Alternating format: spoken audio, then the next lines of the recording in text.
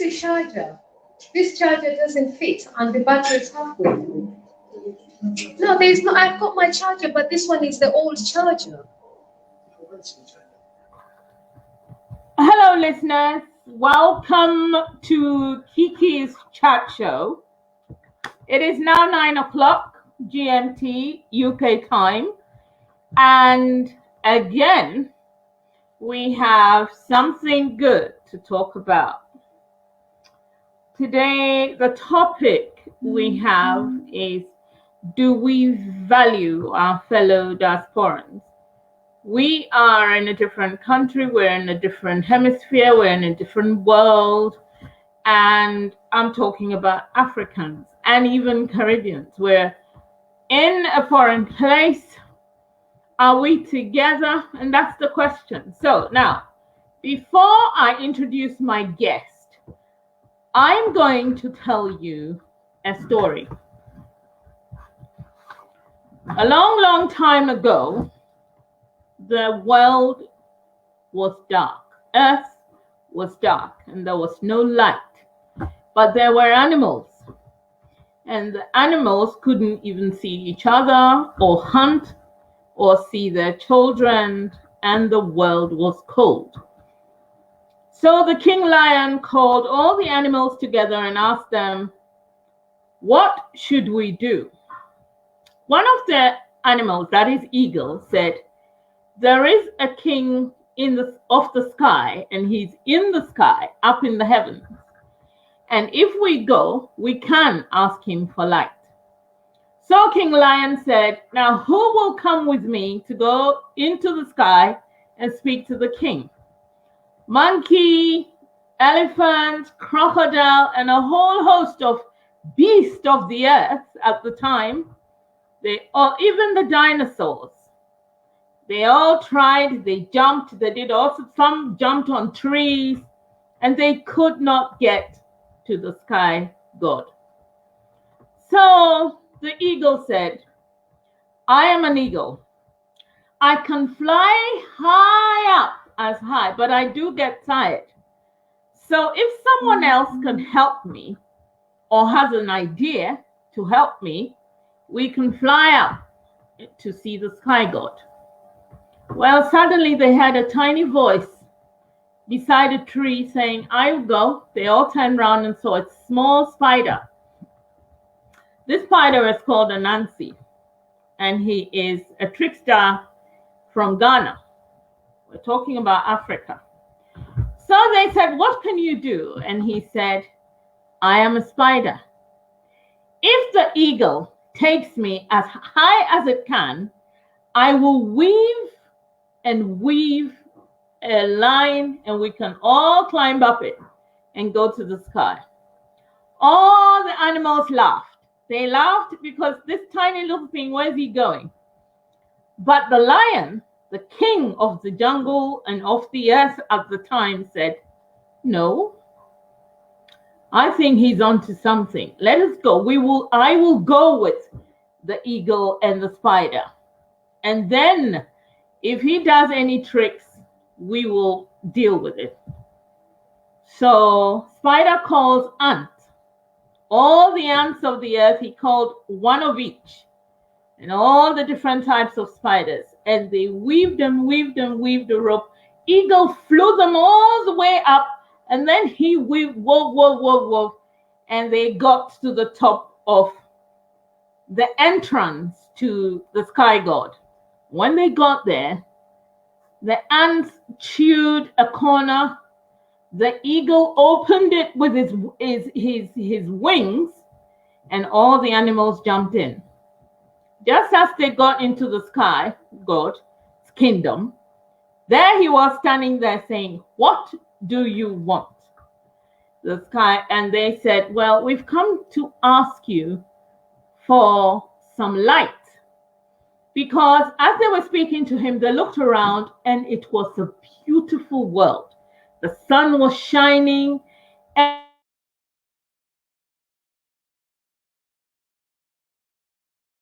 because they were not used to it, their eyes were a bit blurred. They were in light was too much for them. So the sky god said, fine, I will give you light only if you can do 3 things for me. And they said, yeah, of course we can do. So he said, I'm going into my golden tent to plan with my team, and we will give you light. So they go in there, and Lion says, oh my God, we don't know what they're going to talk about. And Fly says, oh, I'll go. I'll be a fly on the wall. So Fly goes in. He listens to what they were saying. Fly flies out and says he's going to ask us to weed the whole place because they don't have gardeners and they don't have ants. And there's so much grass everywhere and he wants it down. So that's what he's going to ask us. So he comes out and he says, I want this whole place weeded because the grass is too high. And so he says, and I want it done by morning.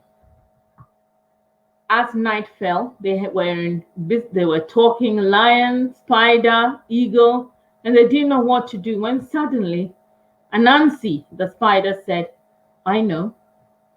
Eagle, if you can take ant down, ant can go and bring all the ants of the earth, cousins, sisters, and everything, bring them up and let them come and cut the grass. So all the ants of the earth came and they cut the grass all night. By sunlight, the whole place was weeded. It was beautiful. The sky god was shocked.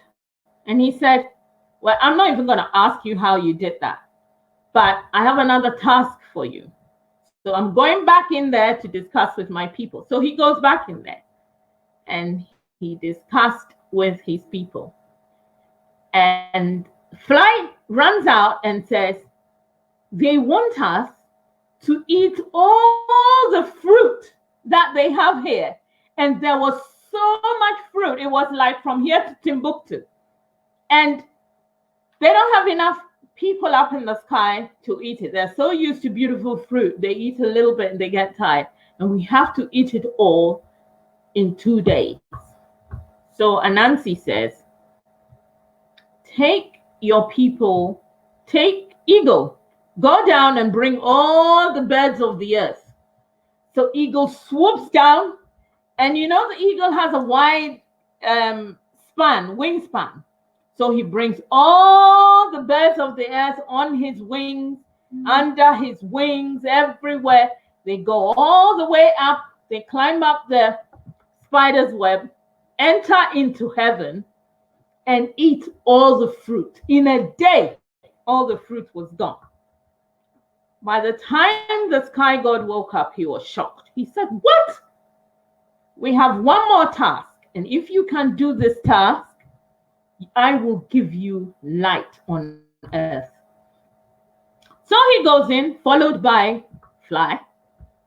And him and his people have a meeting. Fly comes out and says to the lion, just take the gray box. If he asks, take the gray box. Lion says, okay. And as the lion is the king of the jungle, king of earth, king of everything, he's the one who speaks. So the sky god comes out with his henchmen. He puts 2 boxes down. A big, beautiful black box with golden trimmings around it, a golden handle, everything. And then a small gray box. He says to the animals of the earth, choose one. Whichever one you take is what you deserve. So the lion moves forward. He looks at the box. He looks at the black box with the gold trimmings. He looks, he smells it. Then he goes to the gray box. He smells it. He looks at it. He puts his ear to it. And then he goes to Anansi and says, as you're the speaker, you're my mouth. So go and choose the gray box. So the Anansi walks up boldly and he says, please, may I have the gray box? They hand him the gray box. The king of the sky was annoyed and he said, get away from me. And he doesn't even allow them to take the spider web thing. He sends down some steps, golden steps, and they all run down the steps. The eagle circles around them, picks them up, and takes them all down onto earth. He calls a meeting. The lion calls a meeting. All the animals of the earth appear at the meeting. And he says, we are going to open this box. We have worked very hard for it. We wanted light. So he opened the box. No, still no light. Then suddenly out of the box comes a rooster. This is a rooster chicken. And the rooster comes out, looks around, puffs his chest, and makes that sound. Suddenly, the earth, the sun appeared. The earth was beautiful. Everybody could see each other. Suddenly, the plants started growing on the ground. It was like magic. Africa had been born again. Now, my people, the lion turns around and looks at Anansi and says, my friend, you have done so well. If it wasn't for little you, we would not have had this light. And the spider says to the lion, it is all because we came together. We all did it together. My people, we need to come together to do something for our continent. We need to come together to do something for our people. Today, my guest is a wonderful woman. She is an amazing person. She is a strong woman. Her name is Juliet Makhapila from Kenya. And today we're going to talk about us, ourselves. We're going to discuss what it is with our people. Are we that close? Are we together? Are we a people? Welcome to my show, Juliet. Sorry, I had you on. Welcome, my sister.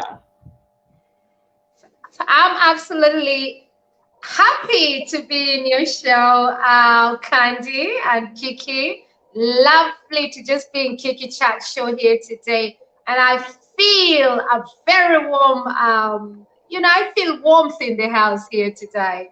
And to bring this topic on, and I love the story, especially for the cuckoos. We call them cuckoos in Kenya. Cocodolido, you know what I'm saying? I love that story, Candy. And I feel warm and welcome. Yes, I'm Juliet Makhapila, as you've said. And I'm absolutely delighted. This topic is absolutely wonderful.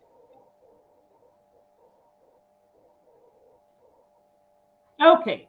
Now, I will go straight in because I've told the story already. It connects to this topic, and the question is, do we value our fellow diasporans? Us in the Western world, we seem not to be that close, but I want you to tell me, do we value ourselves? I think my answer for that one is definitely maybe a no. I think there is this kind of issue whereby we need to work hard, Kiki. And so for that answer, I feel that we need to really work hard. I was saying to you a few days back that our diasporians need to really work together to be able to build businesses here in London or in the United Kingdom, or even just in the West or Europe, so that we are able to promote our countries better across Africa. And I know that you raised a wonderful question as well by asking, if we don't value ourselves very well here in United Kingdom as well, how are we expected to promote our goods back home? So do we value ourselves back here in the United Kingdom? I want to say we could be doing more as diasporians. Sorry, Yeah. I think I had myself in there. Yeah. Mm-hmm. So yeah, we could be doing more, and I think that when you think about the disunity, sometimes I know we don't want to be talking about that kind of negative impact that impacts our community, and we need to be looking at solutions, and that's why I really love your story and how you started us this evening here today. You can see the end of that beautiful story that you told. And half the time, the question is, are we really adding value to each other? And I think that we need, again, to really work hard so that we are able to really build our homes across Africa, even here in United Kingdom. And do we value ourselves as diasporians? I want to suggest that we could be really, really doing a lot more so that even the voices of people who live within United Kingdom, they can see us. We are the bridge here in UK as well, so that the children who are born here, you know, the Windrush generation, can also be understanding their identity, where they came from, you know. And so I feel that if we are to really, really work hard here in United Kingdom, it would give a presence, a great presence for the children, that the Black children who are born in these Western countries, and they will begin to know that they have a home. Many a times I feel that at school they're taught, you know, British curriculums. The question is, do they know their identity? Do they understand where their parents came from? Do they follow what their parents are telling them as well? Because these children seems to be sometimes confused, you know, and so do we value ourselves? I want to suggest that we as Africans or Caribbeans need to be uniting across all the European countries, and of course United Kingdom, and of course America as well. So yes, that's what I think we should be doing at the moment, Kiki. Okay, now I need to ask you direct questions now, because I feel like you said, Africans, do they teach their children, etc., etc. The truth of the matter is, if you go into an Asian household, they eat Asian food. They speak their languages. People, a lot of my friends who are Asians, they speak Indian or whatever it is with their children, and then their children grow up and go into school and speak English and all of that. If you look at the demographic of ministers and even the finance minister, home office minister, etc., is all Asian.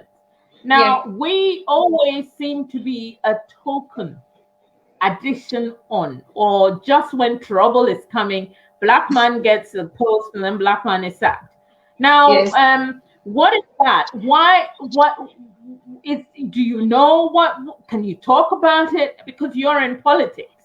So can you explain this? Yes, tonight here I'm wearing my hat as a community change maker and also leader. But right now, just changing my hat slightly.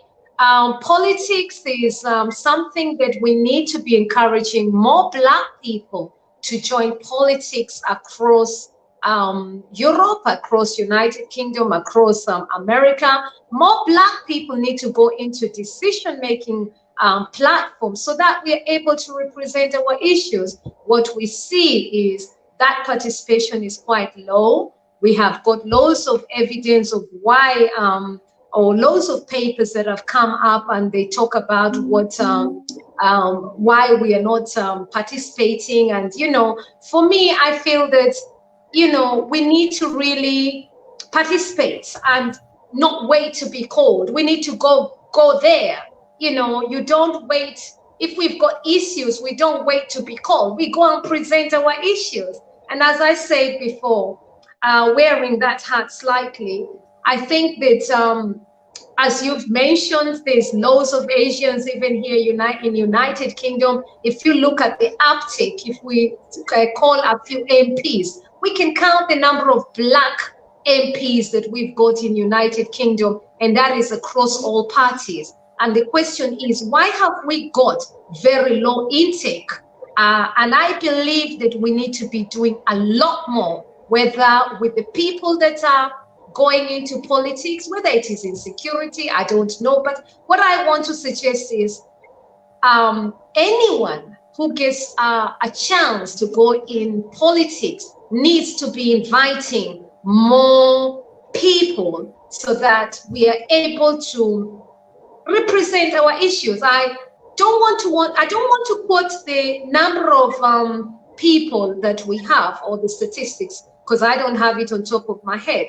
But if you calculate, I believe that we all, as Black people, need to be engaging with one kind of, with whichever political party we want to join. And that is, for me, it's a very liberal view. In terms of Asians and parenting or guardianship, I want to suggest that this is a question I'm going to refer to Omulangi, a friend of mine who does a program, asked me that question a few weeks back. And he does a program with Bridge the Gap. And so I want to suggest that sometimes our community, certain family members shies away from talking their native language.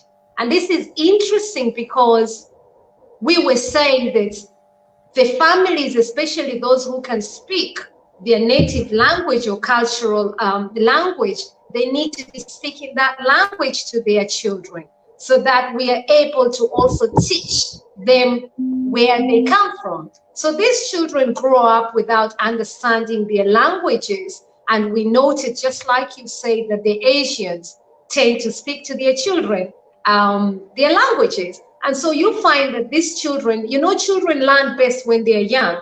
So their children speak various different languages. And so as they grow up, they tend to have very great skills and speak different languages. And it means that they're able to tap into more opportunities as well.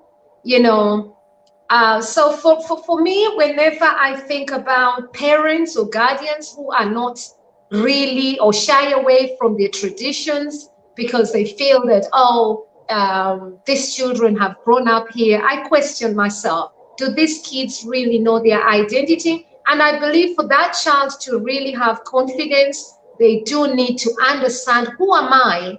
Where do I come from? And once the child is able to really say in confidence, this is who I am, and be able to bring their parents. We know some communities of African, their children even sometimes, sadly to say, they hide their parents. And we've had cases in, let's say, Somali communities, they don't want to bring their parents, maybe because their parents don't speak English or whatever. And this, you have to really ask yourself some questions, but having said that, there's a lot of effort that is going into discussing these issues. And this is great, Kiki Chat Show, because you're bringing these topics right at the forefront of our discussions here today. So let us, as a community, work together from various communities, because it's absolutely critical if we are able to show our children who they are, where they belong to. Let them have a sense of belonging. Let them understand that they're children of Africa, children of the Caribbean, and these kids are then able to go out there and speak. Yes, I'm a child of Windrush, and so what? So we need to be encouraging these kids. Okay, now the other question is, does Africa promote its business well enough? Because we individuals could, if you live here and you're a business person in Ghana, in this country, you should be able to do business with Africa. You can bring in our clothes, our drinks, our food, whatever it is. We could market it in a better way. I mean, you go into an Italian restaurant and you have top of the range, you have middle of the range, you have Mama's Italian kitchen, and then we have all the different types. But for us Africans, we don't have. It's all the lower level. We never actually climb up, and this is just an example. But what do you think? I mean, how do you think we can climb up? First of all, let me congratulate the Asian community and the Chinese community. You're frozen, I think. Yeah. I can hear you. Can you hear me? I can hear you. Can you hear me? So I can now. Thank you. Sorry about that. I think it's the network there. I can. Carry on. That's technology. But first of all, we need to look at the Asian community. And let me start by congratulating the Asian community and the Chinese community. And I often say we need to learn from them, especially here in UK as well. Because why is it that many of the products that they also sell, some of it we can say that comes from Africa, but we ourselves struggle? Yeah. So let me first of all congratulate those two communities, because they also help us to promote diversity in such a special way. So I thank them. But the question is, are we diasporians or African or Caribbean doing well in the high street markets? And look around us. Let's be straight talk here. Look around us in any of our high street markets. Hackney, for example, we go to the high street market. Do we really see our African shops? Do we support our African shops? Go to Croydon, for example. Do we have African markets, or do we have African shops, or do we have Caribbean shops? And if we do, how many? And then you compare that statistic, and that's just observation, not even just walking down the streets. And then we want to also support our markets back home. So the question is, why are we failing? And we know the very reason that we're failing, disunity and all those kind of things we've talked about in many, many programs. And so we are in 21st century right now. Are we also getting help from our governments in that manner that we need to be if we're importing stuff? I know so many people who want to import and create employment opportunities for their youth back home. And when they go down to their grassroots, what happens down there? Are they able to even bring the goods properly without very high taxation, that the goods can reach over here and they're able to build the diaspora? Hence the reason I say, do we really value our fellow diasporian?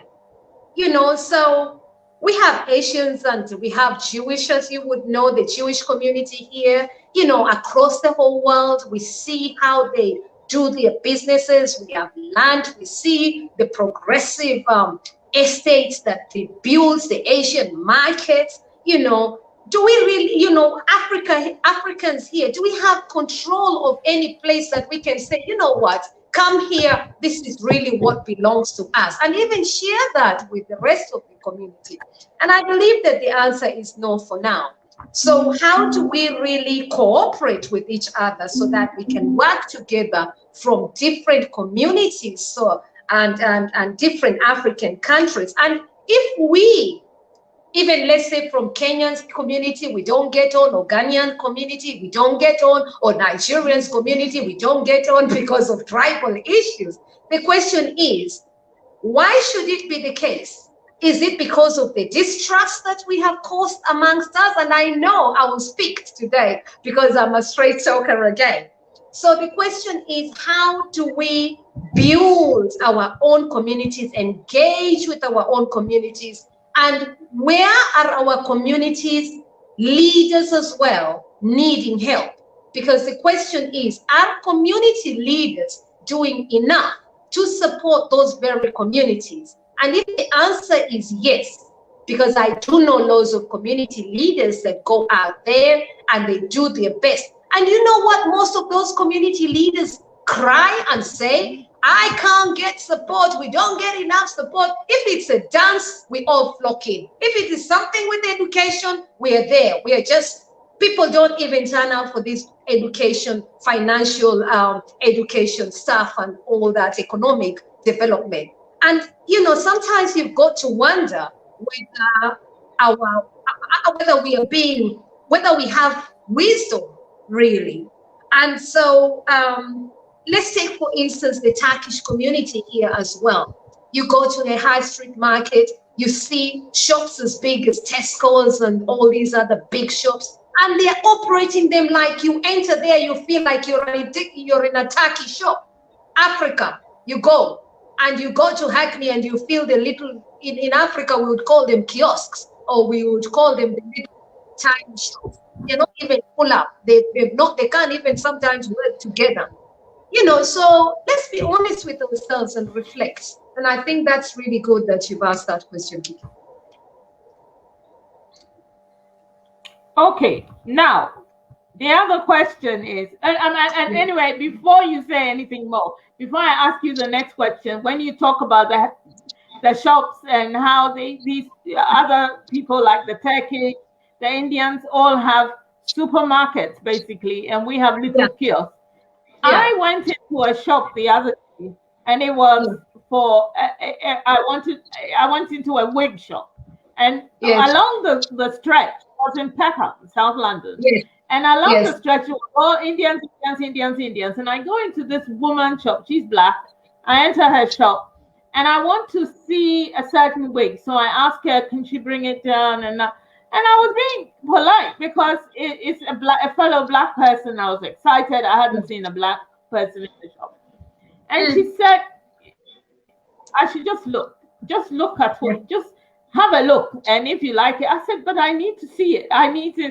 Because I have the experience of going into these Indian shops, I ask the boy, will bring it down. I'll look at what I want, the texture. I want the lace, whether it will fit my skin, etc. You know, she was so rude. I left the shop. Now, I've been to an Ethiopian man shop as well, who I asked him if he's had a particular thing. And he said, if you don't see, it's not dead. And then carried on talking on his phone. Now, I mean, sometimes I don't need this. I don't need this. I am a big madam, you know. I can't cope with it. So I go into a shop where when I go in, I ask for something, they give it to me, and I come and I pay for it and go. Now, Africans, we need to have good customer service. We need to, and we need to be polite to each other, our own people. You can't be polite to the others and disrespect your own people. And this is why we don't go into those shops. This is one of the reasons why. And I mean, these issues have to be addressed.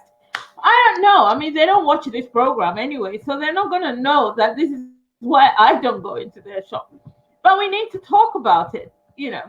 Anyway, I've got another guest on here who's going to join us in this discussion, and is Ted.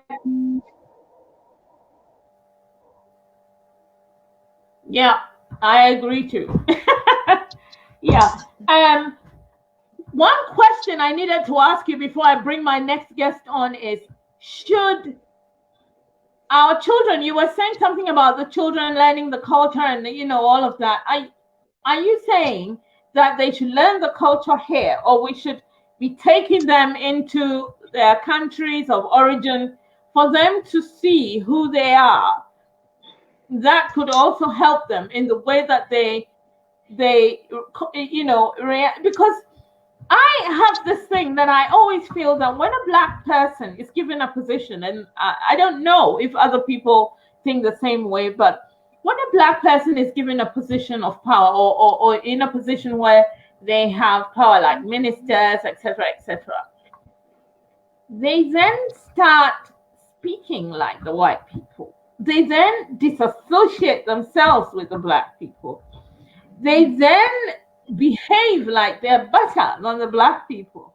So how then do we vote for them? How then do we keep them in their position? You know, these are things which I think about, I wonder about. What do you think? Thanks for that question again. And first of all, I want to say some of the politicians, even here we see, many of them are hard to reach. And it's a great question. And we need to be reminding them that there is loads of people, the diasporians, who can really input in them. And we just tend to see them during election time, which is sad in a way. And I think that habit should stop, really. And that is why this is really critical and important, what we're discussing here today. I tend to think that we also allow it to ourselves because we don't go in as a group.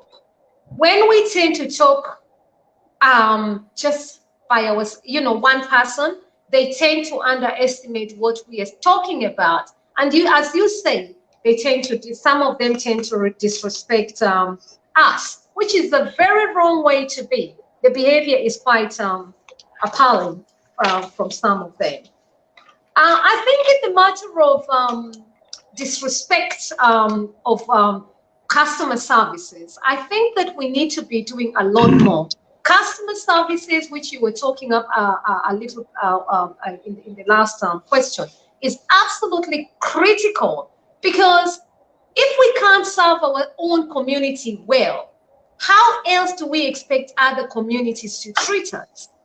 And to me, I was brought up in a family that was, embraces everyone.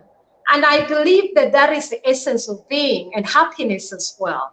So when I see that any of us treats each other with very bad, very, very poor manners, put it that way, it's absolutely not doing us any justice, because all it does, it leaves us with bad taste in our mouth. How should we go with embracing our politicians? I believe that politicians needs to come to us. I believe I was telling Ted that today, because I feel that when we also allow them just to think, they can be anything. And we know a few here in United Kingdom that even whenever you try to reach out to them, they actually think they've reached. And as you say, I think this is a very bad attitude, because what that makes us become, we don't progress. You see the low numbers in parliaments. You see the insecurity that many of them have. Do they really bring a lot of changes when they are by themselves? The answer is no. The reason why Asian communities are able to bring a lot to be passed in parliament is because they have various ministers in parliament. And in our own parliaments, when we can't make the numbers that is needed, you will be voted out. They will ask, how many people agree when it comes to Black issues? I mean, look how long we've been fighting for issues of discriminations to really be taken away, especially for the Black. I'm not talking about Asians. I'm talking about Africans and Caribbeans here, right? How do we feel?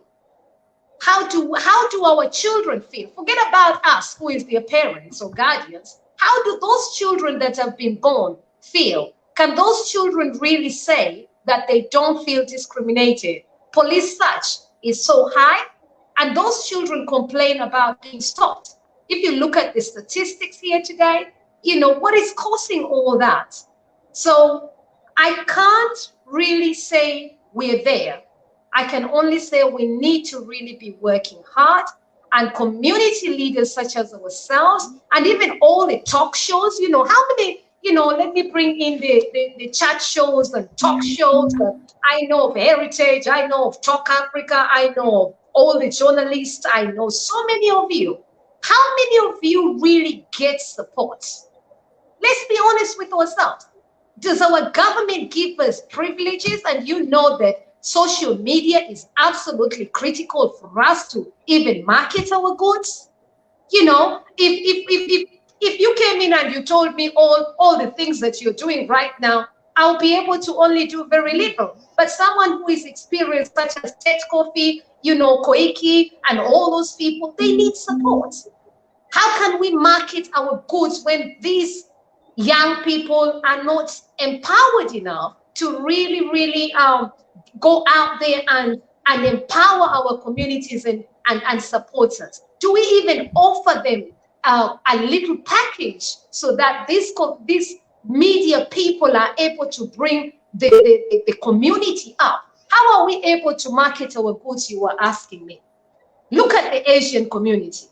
Asian community, if they have one shop in one place, trust me, within the next 1 year, 2 years, that whole street will have Asian. When they see the next shop, they call an Asian person. And guess what? A shop is created. Do we come together as a community to create shops for ourselves? Can we even stick with each other? In fact, somebody made me laugh. And they said, when we come together, one is pull me down. You come together and one wants to, within that 1 year, if you employ a white person or you employ an Asian person, the work is done. But if you employ a black person, it's like they make sure the business has been killed. And that is very worrying. Very, very worrying. So I just want to appreciate you for those questions. And I want us to be honest to ourselves, because the story you told, yeah, we need to climb up.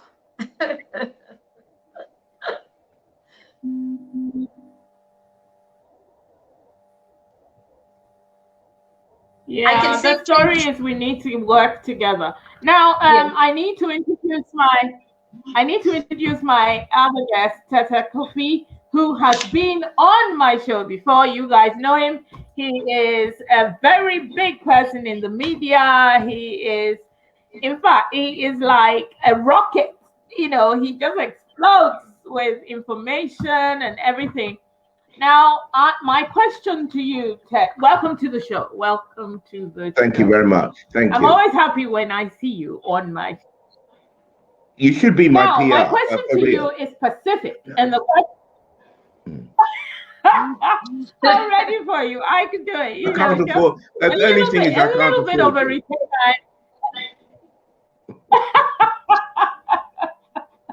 The question is, are Black people connected? Are we connected? I want us to be connected, but are we? Or is it in my mind? Is it a utopia kind of thing? Help me. Well, like the song said, got to get yourself connected. We're not connected. We're divided. And with any social phenomenon of this nature, as far as I'm concerned, it's not accidental, it's incidental. There are very good reasons for these things to happen. It's not magic. So once we understand what's causing this disconnection, this kind of discontinuity between ourselves, we can work out what to do. First thing is that owing to our collective history, all of us, most of us, have low racial self-esteem. Now, if you come and see us as individuals, many of us are absolute ninjas at what we do. I mean, we're very talented, we're very able, and so on and so forth. I'll give you a public example. Kwesi Kwarteng. Okay, this guy went to Eton, got his first degree at Cambridge, got a master's at Oxford, and he's done a PhD at Cambridge University. You can't get better. He's the first Black minister to have his own department, which is a department, I believe now, of business. Okay, in terms of personal talent and ability, in the Conservative Party, I'm told that he's probably the sharpest tool in their entire box. Okay, he's black, he's of Ghanaian origin, but the issues our community has with this figure is that his racial self-esteem is awful, because he comes across as if he's ashamed to be black, or he doesn't particularly enjoy being black. So whereas personal self-esteem, this is a matter of public. It is said that he actually looked down on David Cameron and Osborne, his chancellor. He thought they were intellectual lightweights. Okay, so his personal self-esteem is through the roof. However, if your racial self-esteem is not strong, you will not connect with others of your race, because why would you connect with somebody you perceive to be a loser?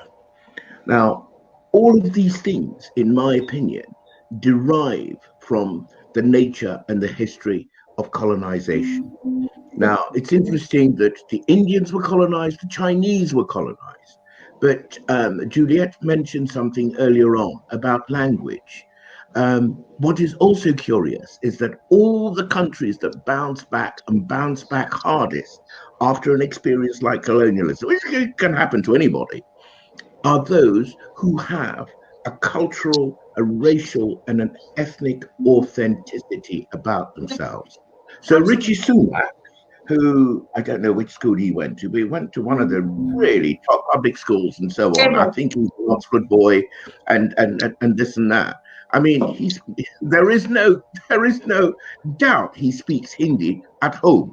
Or no, it wouldn't be Hindi, maybe it might be Urdu, because I think he's Pakistani. So these are the issues that go to the simple matter of racial and ethnic self-esteem. So the impact of colonialism, as far as I'm concerned, all it did was strip those colonized in Africa of their sense of agency, of their sense of ownership, of their sense of participation. And those who were in Africa got it lightly.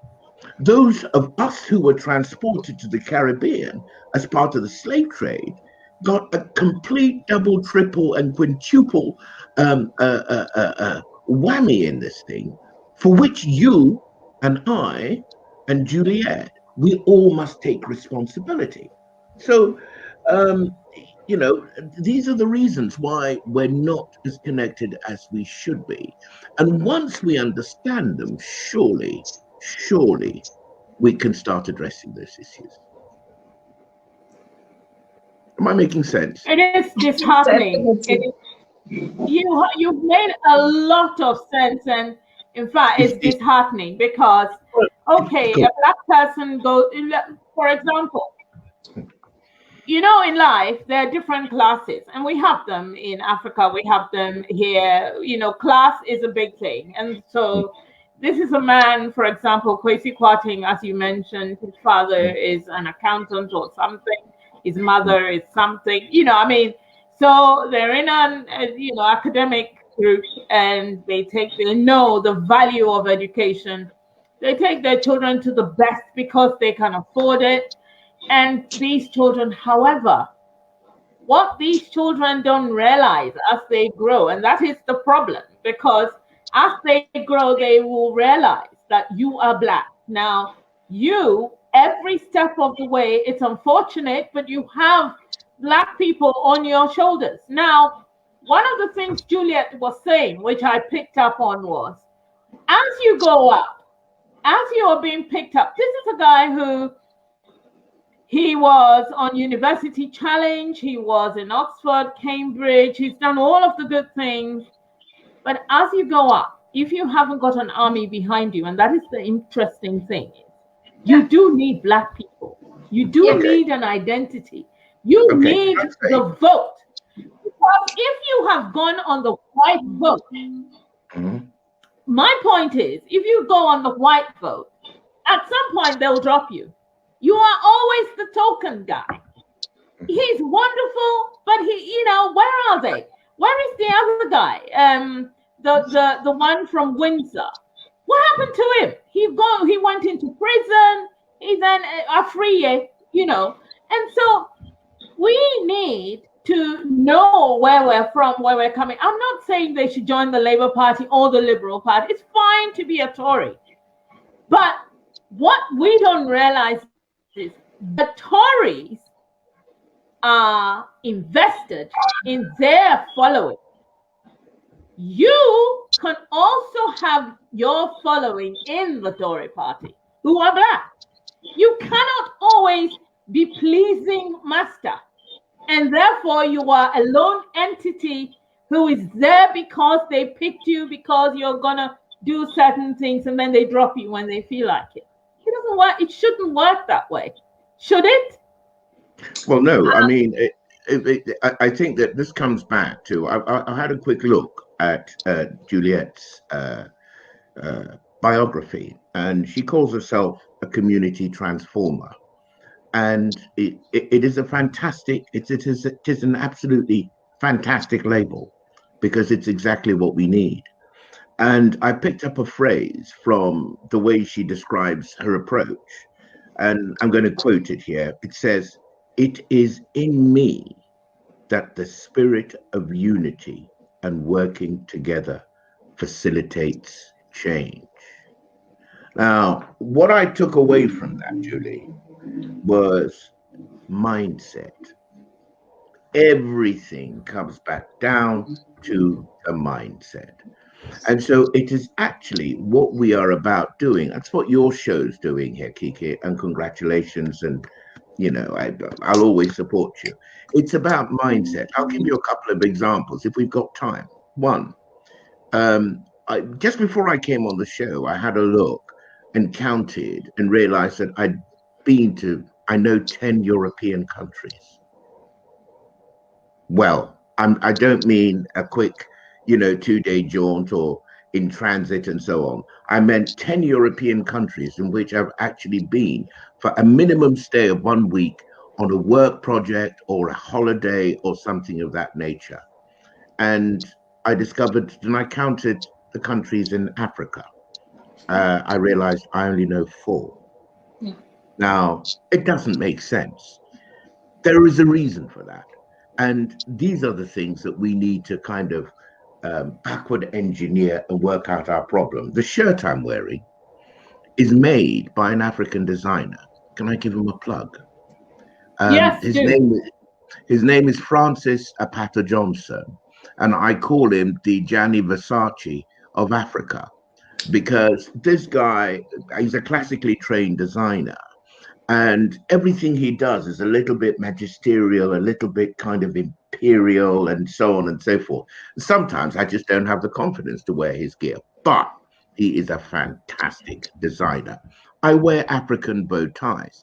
All of these things go to my self-image, my identity, and so on. My bow ties are made by Marilyn Amameha. She's a Ghanaian maker. So I try and put my money back into these people where my power and my base lies. Thing is, if Francis becomes a squillionaire, if Amma becomes a squillionaire, she's likely to spend her money in causes that protect and support my life. So this thing is a matter of mindset. I didn't come to this conclusion about myself overnight. It's something that I acquired by examination. And I think perhaps the most important thing Africans, Caribbeans can do is that instead of shutting up and hiding in the corner and whispering about our problems behind our hands to each other, we need to speak up and engage with the mainstream of society.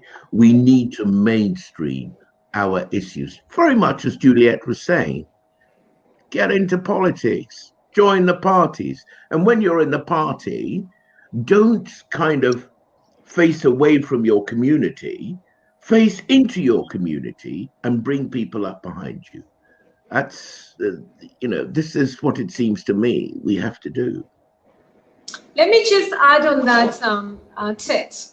And, it surprises me. I mean, I'm not even in the labor, but you often hear Diana, who was one of the first, the MP, Honorable MP Diana Abbott in Hackney, often says that she still faces racism till today. Oh, totally, yeah, worse. And that is after 30 years of her being in politics. Yeah. And so this is why you see I pose this question seriously.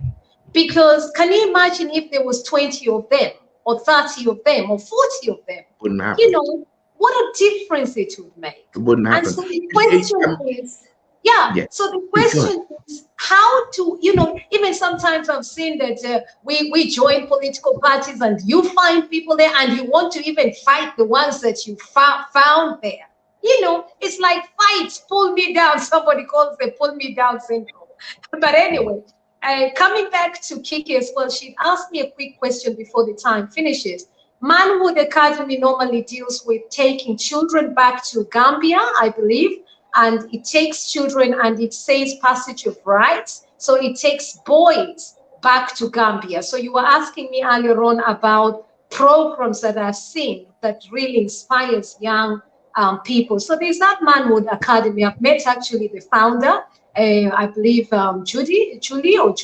But anyway, you can Google Manhood Academy, which I believe allows these youths to really explore Africa, because many a times they've just had the bad side, the bad stories. Whenever these children are growing up, they actually are afraid to go to Africa because what they know is sick, hunger, and all that kind of thing. That's what they know. That's what these children fear.